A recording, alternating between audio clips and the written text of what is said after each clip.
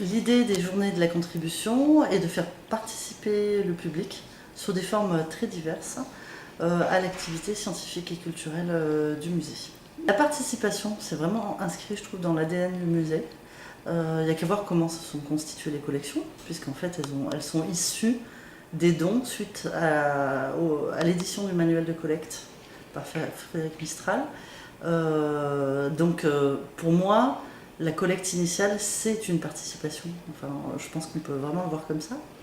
Après, au sein de l'action culturelle, ça fait longtemps qu'on organise des formes de participation, puisqu'au final, la médiation est souvent participative, mais c'est le sujet qui fait le lien et pas l'acte de contribuer.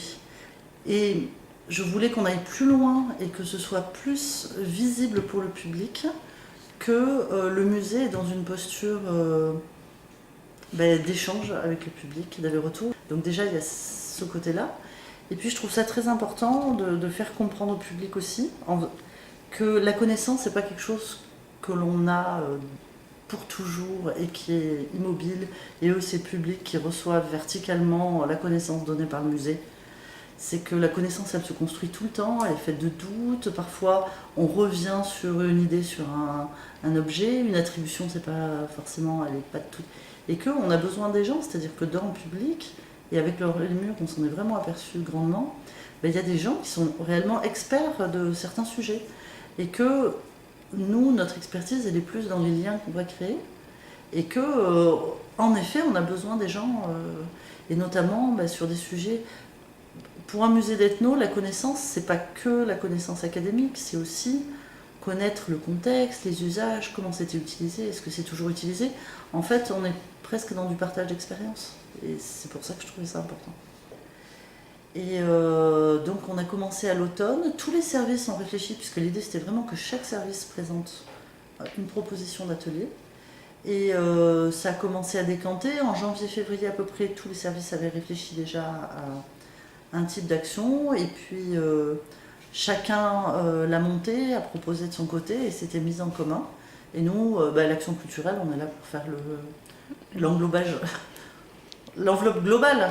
Mais c'est vraiment issu du travail de tous les services. Et ça, pour moi, c'est très très chouette. Alors, il y avait 5 ateliers, 3 pour du grand public et 2 pour un public expert.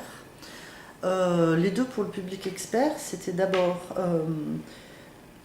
nous donner des informations de contextualisation, d'usage sur une sélection d'objets de notre vitrine judéo-comtadine, qui sont des objets de cette communauté provençale très originale juive qu'il y a eu dans les terrains, les terres papales, alors que les Juifs avaient été chassés de France.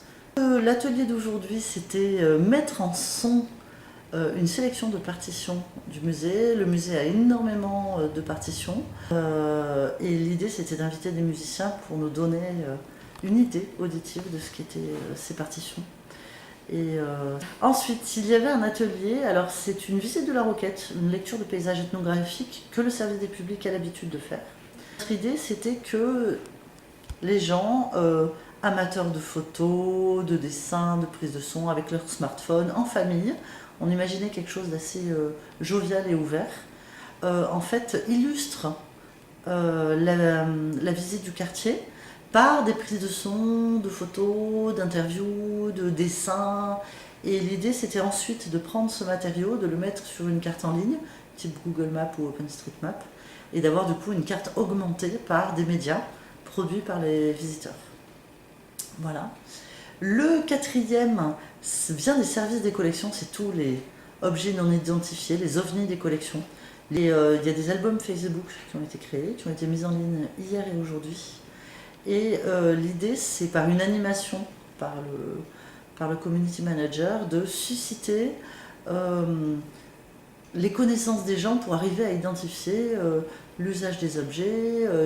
Et le dernier, c'était déposer des photos souvenirs du musée, de gens au musée. Ce qu'on peut retenir et que c'était à vérifier, mais c'est vrai, c'est que la contribution ne marche que si on l'anime.